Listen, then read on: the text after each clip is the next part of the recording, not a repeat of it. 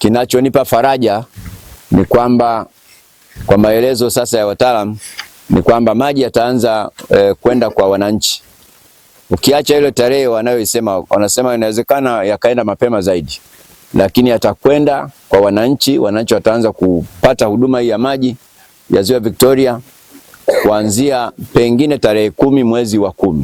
Na hiyo inatudhihirishia kwamba tutakuwa tunakunywa maji kabla ya uchaguzi mkuu tarehe 25. Lakini kwa namna ya pekee tumshukuru Daktari Samia Suluhu Hassan ambaye ameupa umuhimu mkubwa mradi huu, na leo muda sio mrefu kabisa tutakwenda kupata maji. Na huu utakuwa ukombozi mkubwa sana. Sisi kwenye ilani zetu za uchaguzi toka miaka hiyo ya 95, 2000, 2005 maji yalikuwa yanapewa kipaumbele. Na fedha wakati mwingine zilikuwa zinatolewa.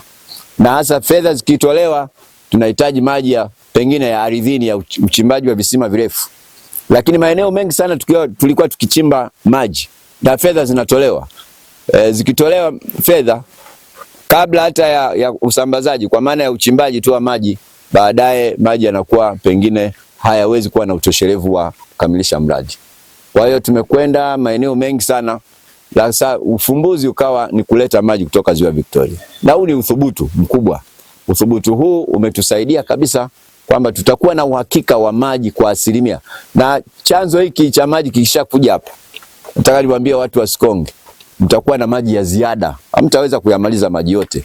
Mtatumia maji katika shughuli zenu mbalimbali, na hiyo ndio kazi ambayo serikali iliwaahidi, na kwa kweli sasa imetimia. Tutakapoanza utekelezaji wa ilani ya uchaguzi ya 25 kwenda 30, tutakuwa na kazi ya usambazaji tu ya maji ambayo yana uhakika, ili yaweze kuenda kuwafikia wananchi wetu kwa kiwango cha juu.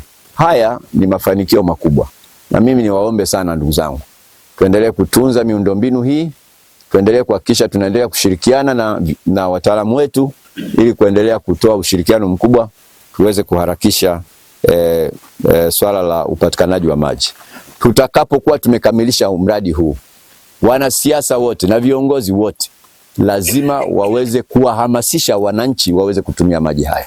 Itakuwa jambo la ajabu sana maji haya yatakayokuwa safi na salama, alafu wewe unasema mimi maji ya bomba huwa ladha yake siisikii vizuri kwenye mdomo. Kwa hiyo nawaomba sana ndugu zangu, haya ndio yatakayokuwa maji safi na salama. Mtu anasema mimi nimeshazoea maji ya kisima. Hakuna mtu anayezoea maji ya shida.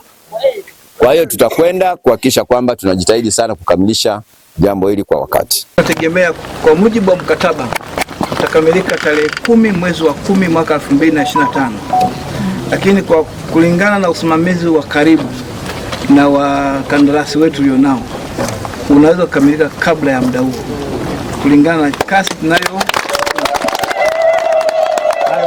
Tunategemea visima vifupi kwa ajili ya huduma ya maji katika kata yetu hiyo, na tunategemea chanzo ambacho ni kidogo kutoka Utiache ambayo maji hayatoshelezi, ni asilimia kidogo sana, karibuni 20 kitu ndio wanapata watu maji. Kutokana na mradi huu tunaamini kwamba mradi huu utawatua akina mama ndo kichwani. Wanawake mpo?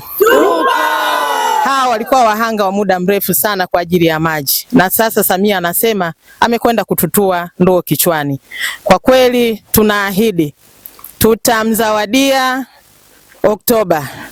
Shukrani zetu ataziona Oktoba. Tunakwenda kumchagua kwa kura nyingi, tunakwenda kutiki kwa furaha kubwa na kuhakikisha kwamba mama yetu anashinda kwa kishindo kikubwa sana.